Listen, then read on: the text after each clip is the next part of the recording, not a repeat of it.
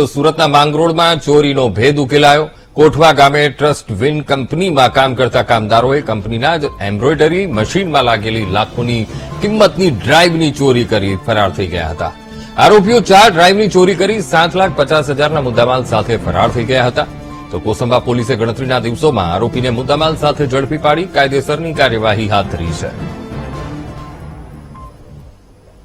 Police સ્ટેશનના કોઠવા ગામની સીમમાં આવેલ ટ્રસ્ટવિન નામની કંપનીમાં ગઈ તારીખ 6/5/24ના રોજ ₹7.5 લાખ રૂપિયાની ચોરીનો ગુનો દાખલ થયેલ। ચોરીના કામે એમ્બ્રોઇડરી મશીનનું જે આવે છે એના પાર્ટ્સની ચોરી કરવામાં આવેલ। જે ચોરીના કામે તપાસ દરમિયાન એ જ કંપનીમાં કામ કરતા 2 કામદારોને ગુનાના કામે અટક કરવામાં આવેલા છે। બંને કામદારો મૂળ રહે વેસ્ટ બેંગાલના છે અને એ કંપનીમાં છેલ્લા 4-5 મહિનાથી નોકરી કરતા હતા। બંને આરોપીઓને ગુનાના કામે અટક કરવામાં આવ્યા છે અને 7.5 લાખ રૂપિયાનો પૂરેપૂરો મુદ્દામાલ તેમજ બંને આરોપી પાસેથી મોબાઈલ ગુનાના કામે કબજે કરવામાં આવેલા છે।